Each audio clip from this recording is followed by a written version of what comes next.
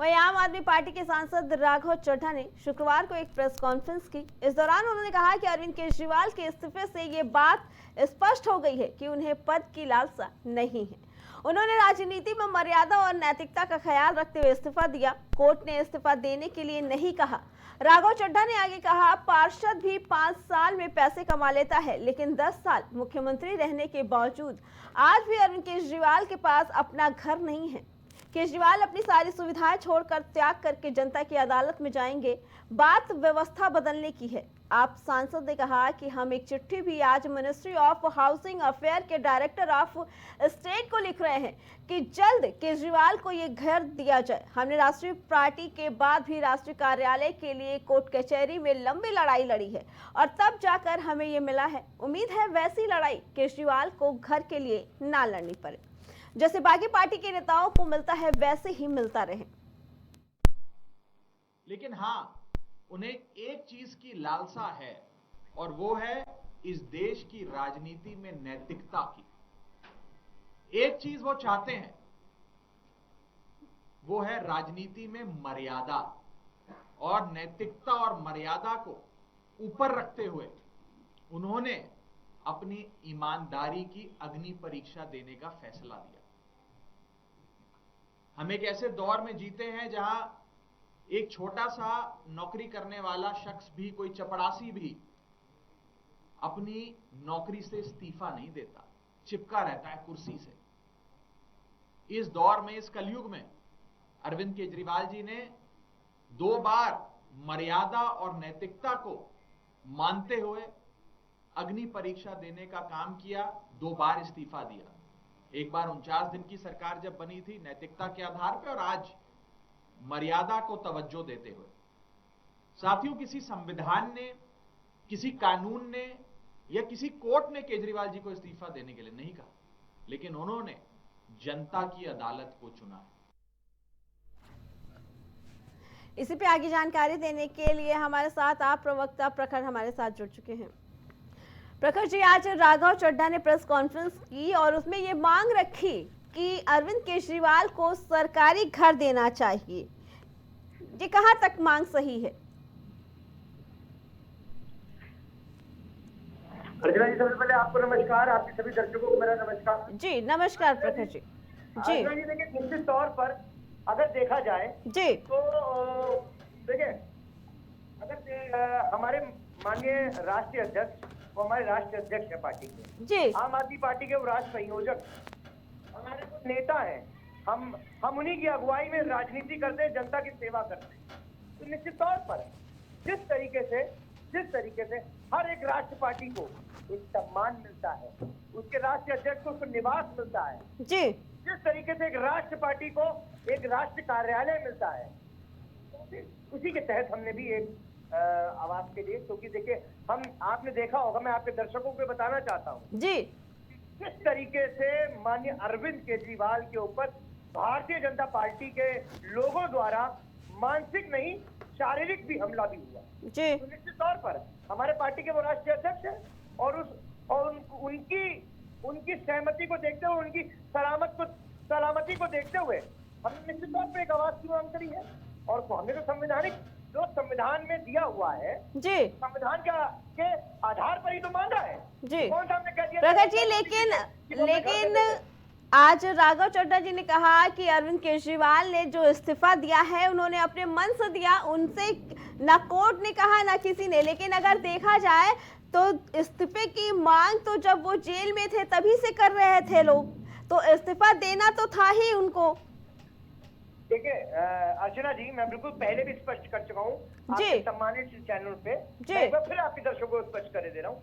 देखिए, हमने भारतीय जनता पार्टी के जो लोग थे ना, ये कपड़े फाड़ के चीख रहे थे जब उनके ऊपर उन्हीं के जो तोते ईडी और सीबीआई के द्वारा जब उनके ऊपर मुकदमा लिखा गया और उनको जेल भेजने की प्रक्रिया हुई, उसी वक्त ये भारतीय जनता पार्टी के लोग सड़क पे चीख रहे थे, कह रहे थे कि इस्तीफा दे, इस्तीफा दे, इस्तीफा दे, इस्तीफा दे। और माननीय अरविंद केजरीवाल ने इस्तीफा देने से साफ मना कर दिया, साफ इनकार कर दिया और हमें जेल से रह के सरकार चलाने का काम करा। भारतीय जनता पार्टी का जो ये देखिए, ये षड्यंत्र था, ये इन्होंने एक प्रथा बना दी थी कि जिस राज्य में, जिस प्रदेश में ये विधायक ना तोड़ पाए, वहां से ये वहां के मुख्यमंत्री को ना तोड़ पाए, वहां पे झूठे मुकदमे मुख्यमंत्री पे लाद कर उनको जेल भेजने का काम भारतीय जनता पार्टी लगातार पिछले कुछ सालों से करती हुई आ रही थी। जी। आपने देखा महाराष्ट्र में एनसीपी को दो राष्ट्रीय पार्टी तोड़ी है अर्चना जी। महाराष्ट्र में दो राष्ट्रीय पार्टी तोड़ने का काम करा है। इन्होंने केरला में तोड़ा, कर्नाटका में तोड़ा, इतने राज्यों में इन्होंने तोड़ा। प्रखर जी, इस्तीफे की बात जो कही है राघव चड्ढा जी ने कि अरविंद केजरीवाल ने अपने मन से दिया है, लेकिन उनके इस्तीफे की मांग तो जब वो जेल गए थे तभी से थी। अर्चना जी मैं उसी पे आ रहा हूँ जी। तो ये जो प्रथा और जो चलन अर्चना जी इन्होंने बना के रखा था जी, जहाँ पर सरकार को ना गिरा पाओ, विधायक ना खरीद पाओ, ना तोड़ मरोड़ पाओ, वहां से विधायक को खरीद कर मुख्यमंत्री को जेल में डालकर वहां पे सरकार गिरा दो जी। और उसको सरकार और उस मुख्यमंत्री को इस्तीफा देना पड़ेगा। हमने जेल से रहकर सरकार चला के दिखाई और अब देखिए हमको माननीय सर्वोच्च न्यायालय ने बेल दी। हमें चाहे वो ईडी का हो चाहे वो सीबीआई का प्रकरण हो, जी, दोनों मामलों में माननीय मुख्यमंत्री को उनको बेल मिली है। और अब देखिए जनता की माननीय मुख्यमंत्री और हम लोग की नजरों में जनता की अदालत से बढ़ के कोई अदालत नहीं है। जी, लेकिन प्रखर जी जो इस्तीफा अरविंद केजरीवाल ने बाद में दिया, अगर पहले नहीं दिया तो फिर बाद में भी ना देते। बिल्कुल। अच्छा जी एक बात बताइए जी। आप कह रही हैं, मैंने क्या कहा अभी आपको मैंने स्पष्ट करा कि उन्होंने ये भारतीय जनता पार्टी का ये जो षड्यंत्र था इसको तोड़ने का काम करा। तो बात वही है ना प्रखर जी, अगर अरविंद केजरीवाल ने जेल में रहते हुए जब इस्तीफा नहीं दिया तो बाद में भी उन्हें इस्तीफा नहीं देना चाहिए था। देखिए मैं आपको यही बताऊं जी। नैतिकता के आधार पर जनता के लिए, जनता की अदालत में जाने के लिए उन्होंने कहा कि जनता अब मुझे 4 महीने बाद 5 महीने बाद जब मुझे प्रचंड बहुमत से जिता कर भेजेगी तब मैं मुख्यमंत्री बनूंगा। तो प्रखर जी इनका अरविंद केजरीवाल का इस समय का इस्तीफा देना तो फिर ये कहीं ना कहीं ये सही लगता है ना, जो विपक्ष सवाल उठा रहा है कि ये सिर्फ सहानुभूति के लिए दिया गया है। बिल्कुल नहीं है, बिल्कुल भी नहीं है, बिल्कुल भी नहीं है। देखिए मैं क्या कहा, ये तो माननीय अरविंद केजरीवाल ने दूसरों को, दूसरे प्रदेश के मुख्यमंत्रियों को ये बताया कि अगर ये आपके ऊपर आपके पार्टी को तोड़ ना पाए, आपके विधायक को खरीद ना पाए तो आपको इस्तीफा देने की जरूरत नहीं है।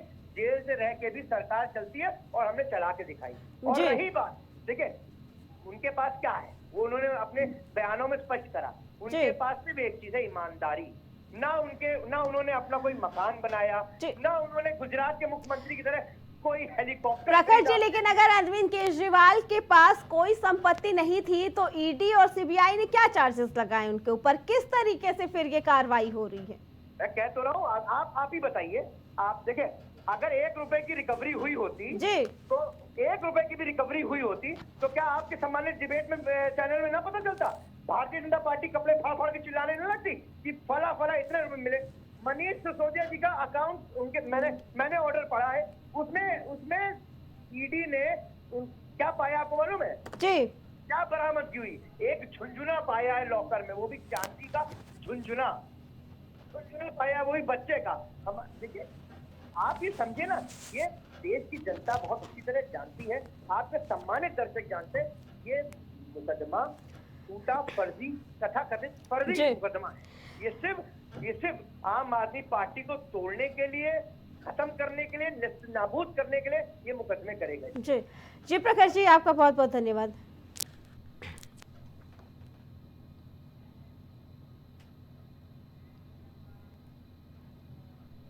कांग्रेस नेता राहुल गांधी के खिलाफ हाल ही में अमेरिका यात्रा के दौरान सिख समुदाय की धार्मिक भावनाओं को कथित रूप से ठेस पहुंचाने के आरोप में छत्तीसगढ़ के अलग अलग जिलों में प्राथमिकी दर्ज की।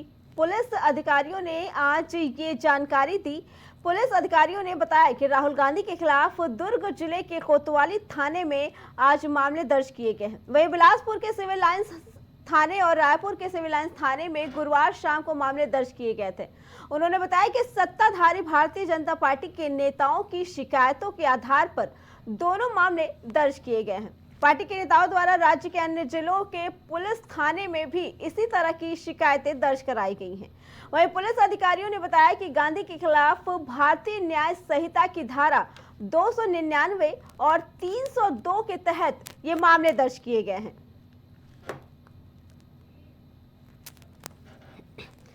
बता दें कि कांग्रेस के नेता राहुल गांधी के खिलाफ हाल ही में अमेरिका यात्रा के दौरान सिख समुदाय की धार्मिक भावनाओं को ठेस पहुंचाने के मामले में ये सारे मामले दर्ज किए गए हैं।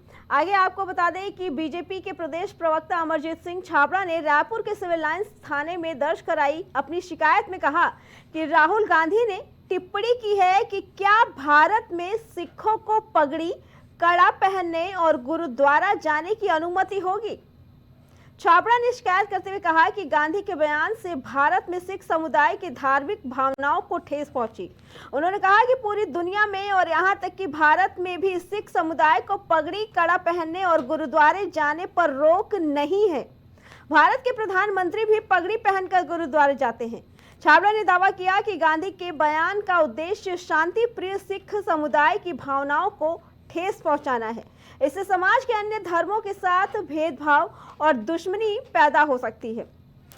पुलिस अधिकारियों ने बताया कि दुर्ग कोतवाली थाने में बीजेपी के दुर्ग जिला इकाई के अध्यक्ष जितेंद्र वर्मा ने ये मामला दर्ज कराया है। तो वहीं बीजेपी नेताओं ने इसी मुद्दे पर बिलासपुर, सरगुजा और अन्य कई जिलों में पुलिस थाने में मामले दर्ज करा दे। आपको बता दें कि बीजेपी के प्रदेश प्रवक्ता अमरजीत छाबड़ा ने रायपुर में सिविल लाइंस में जो शिकायत दर्ज कराई है उसमें ये कहा है कि राहुल गांधी ने टिप्पणी की है कि क्या भारत में सिखों को पगड़ी पहनने, कड़ा पहनने और गुरुद्वारा जाने की अनुमति होगी। छाबड़ा ने कहा कि राहुल गांधी के बयान से भारत में सिख समुदाय की धार्मिक भावनाओं को ठेस पहुंची है। उन्होंने कहा कि पूरी दुनिया में और यहां तक भारत में भी सिख समुदाय को पगड़ी और कड़ा पहनने और गुरुद्वारे जाने की अनुमति है। उनमें किसी तरह की कोई रोक नहीं की जाती है।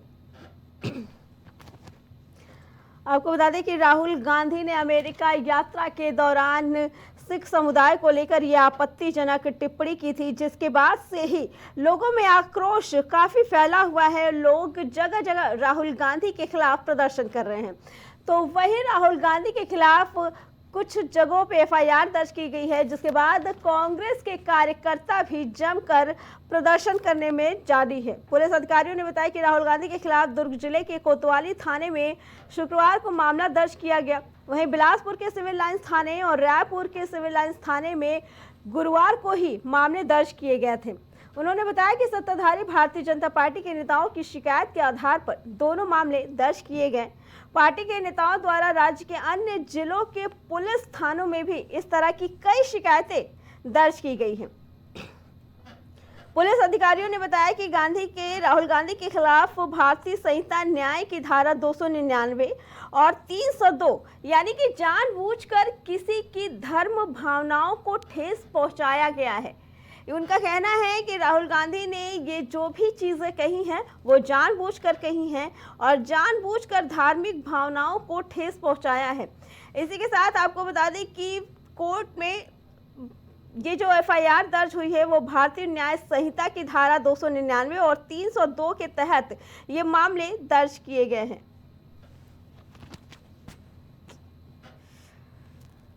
बता दें राहुल गांधी ने जब से अमेरिका में जाकर ये बयान दिया है तभी से राहुल गांधी के खिलाफ कई जगह प्रदर्शन देखने को मिले हैं और उनके खिलाफ एफआईआर भी दर्ज की गई है। बता दें राहुल गांधी ने अमेरिका दौरे के दौरान कुछ आपत्तिजनक बातें कही भारत को लेके और कुछ एक विशेष समुदाय को लेके, जिससे सिख धार्मिक भावनाओं को काफी ठेस पहुंचा है।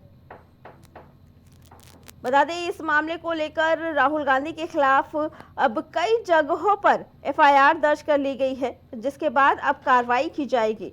वहीं आपको बता दें कि राहुल गांधी ने अमेरिका में अपने भाषण के दौरान ये कहा था कि भारत में सिखों को पगड़ी पहनने, कड़े पहनने, पगड़ी पहनने और गुरुद्वारा जाने की अनुमति नहीं है।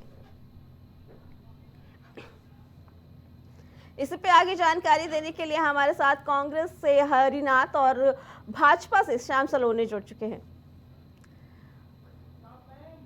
श्याम सलोनी जी, ये जो एफआईआर दर्ज की गई है राहुल गांधी के खिलाफ, कहना है कि भारतीय जनता पार्टी के लोगों ने ही एफआईआर दर्ज कराई है, क्या कुछ पूरा मामला है, बताइए।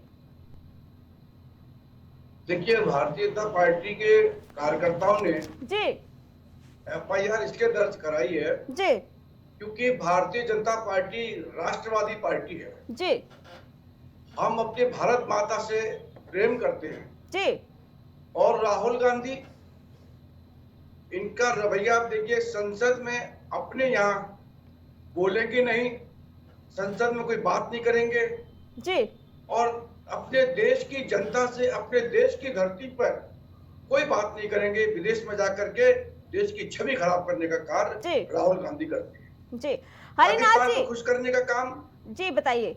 चीन को खुश करने का काम जी राहुल गांधी करते हैं। आप मेरे को बताइए, कांग्रेस के लोगों से मैं पूछना चाहता हूं, जी क्या भारतवर्ष में कभी सिख धर्म के खिलाफ कोई कार्रवाई हुई? अगर कभी सिख धर्म के खिलाफ किसी ने कार्रवाई की तो केवल इन्हीं के शासन में इंदिरा जी की मृत्यु के बाद जगदीश टाइटलर और तमाम लोगों ने जिस तरह से सिख धर्म का अपमान किया, उनकी जिस तरह से जघन्य हत्या की गई, वो बार बार उसको करते हैं। भारतीय जनता पार्टी ठीक है श्याम सलोनी जी, हरिनाथ जी से पूछ लेते हैं। हरिनाथ जी, बात करती है। राहुल गांधी ने अमेरिका में कहा कि सिख समुदाय को पगड़ी पहनने, कड़ा पहनने और गुरुद्वारे जाने की अनुमति नहीं है, जबकि ये तो सभी जानते हैं कि भारत एक ऐसा देश है जहां पे किसी को भी अपने धर्म को अच्छे से अपनाने की और पूरी शिद्दत के साथ अपनाने की पूरी छूट है। फिर ये बयान कहां तक सही है? ऐसा है मैडम, जैसा है राहुल जी ने ये बात नहीं कही, उन्होंने क्या रहेगी जो वर्तमान परिस्थितियां है जी, वर्तमान परिस्थिति जिस तरह से बीजेपी और एनडीए, प्रधानमंत्री मोदी जी और अमित शाह जी की टीम और भाजपा की दोनों आर्मी काम कर रही है जी, उसके आधार पर निश्चित रूप से देखा जाएगा तो भविष्य में क्या किसकी रहेगी आजादी, किसकी नहीं रहेगी। उन्होंने एक प्रश्नवाचक चिन्ह लगाकर पूछा। आप लोग या जो भी बीजेपी के लोग हैं वो कहते हैं उन्होंने ऐसा कहा अच्छे से अपनाने की और पूरी शिद्दत के साथ। जी हरिनाथ जी, लेकिन आपने कहा कि भविष्य में ऐसी चीजों को चिन्हित करके राहुल गांधी ने कहा, क्या लगता है आपको ये चीज सही है? क्योंकि चीजें तो है ना, ऐसी तो कोई बात ही नहीं है कि हमारे देश में किसी को भी अपने धर्म के लिए रोक टोक की गई है, तो भविष्य की बात कहाँ से आ गई यहाँ पे? मैडम जी, जिस तरह से प्रधानमंत्री जी चुनाव में कपड़े पर किसी धर्म विशेष को पहचाने की बात करते हैं जी, जिस तरह से हमारे किसान भाई आंदोलन में बैठे हुए थे और उनको कहा गया ये आतंकवादी है कुछ, जबकि सरदार उसमें थे, सरदारों को जो है पगड़ी देखकर ही ने कहा गया था कि आतंकवादी है। कौन कहा था? बीजेपी के लोगों ने कहा था।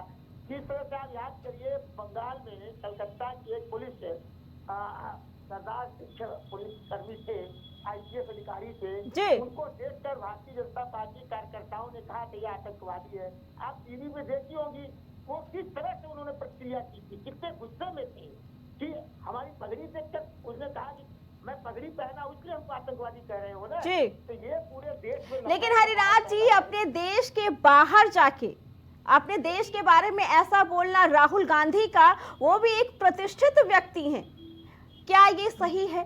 सिर्फ इतना सा सवाल, क्या ये सही है? राहुल गांधी ने जो कहा क्या वो सही है? मैडम, जो भी राहुल जी ने कहा एकदम उचित कहा, सही कहा, उन्होंने गलत कुछ भी नहीं कहा जी।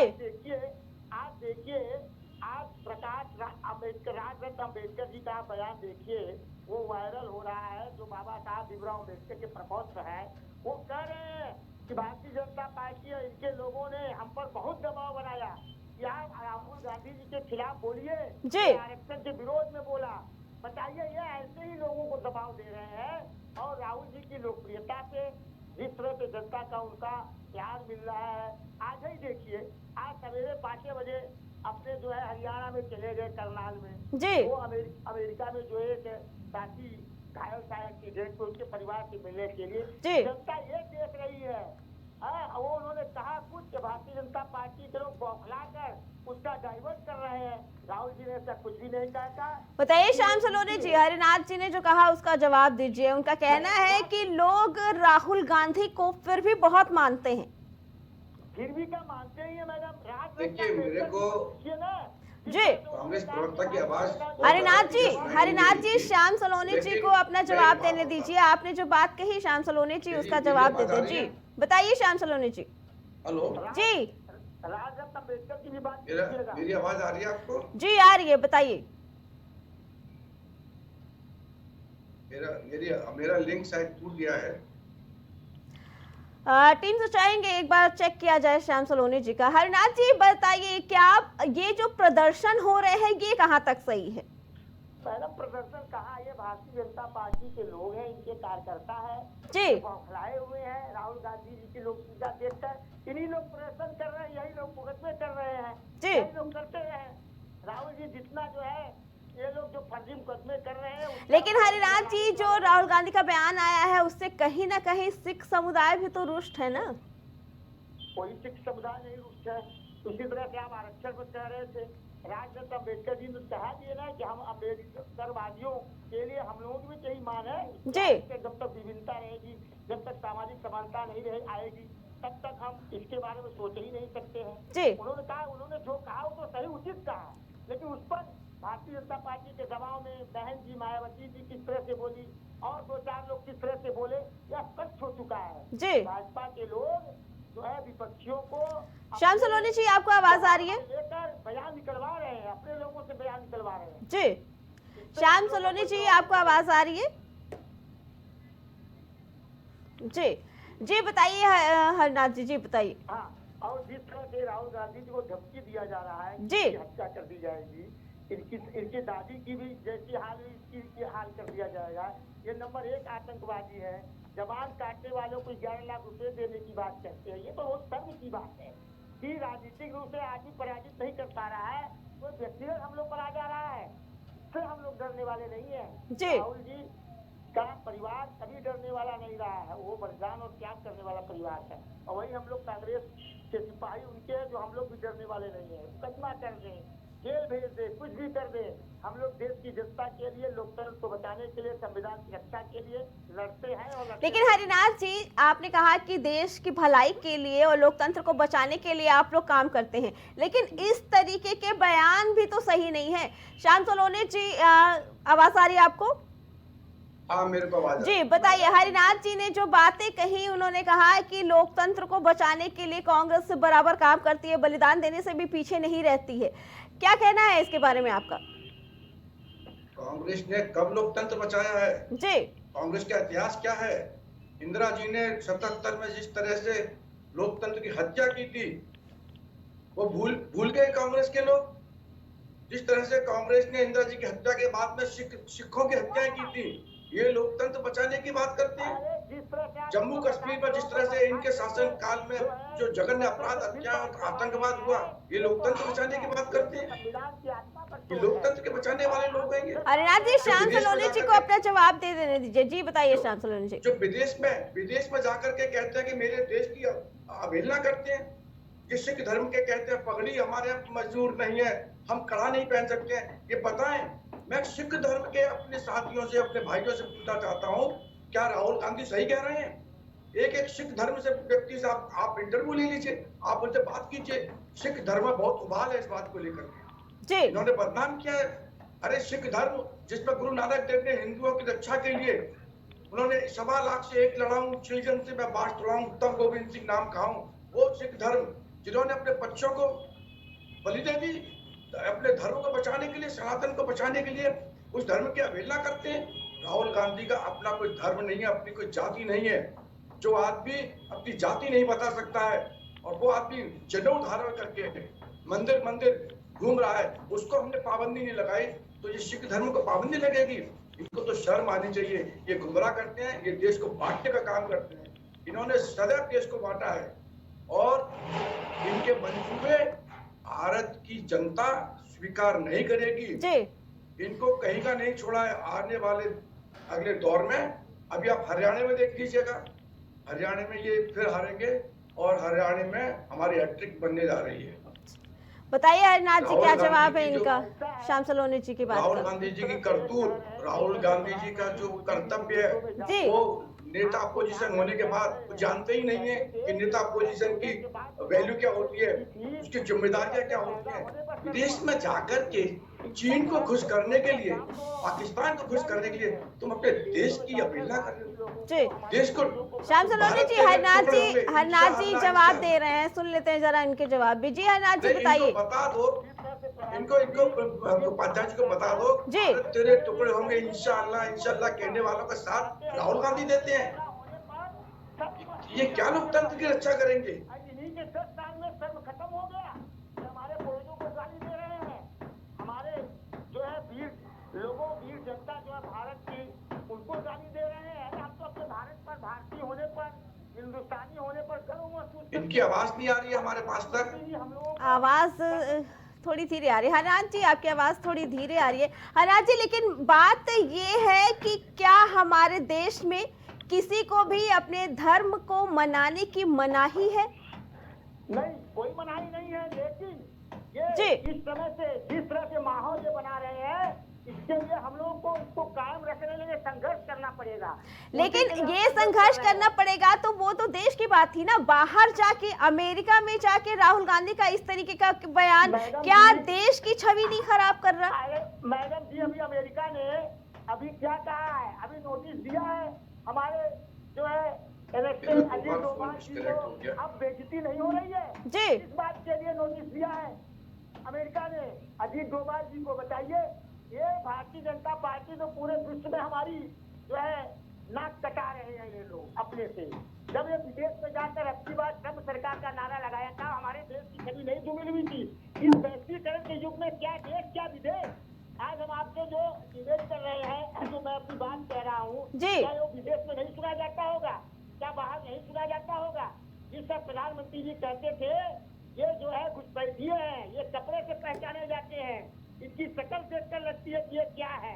किसानों का आतंकवादी जिस तरह से कहा गया है, पूरे विश्व के लोग ने देखा जी। है। आज के दुनिया में कुछ छिपा नहीं है, चाहे बाहर क्या भीतर उन्होंने क्या कहा है। बाहर तो जाकर भारत की विदेश नीति उन्होंने साथ दिया है, प्रशंसा किया है चीन के मामले पर। ठीक है श्याम सलोनी जी, आवाज आ रही है आपको?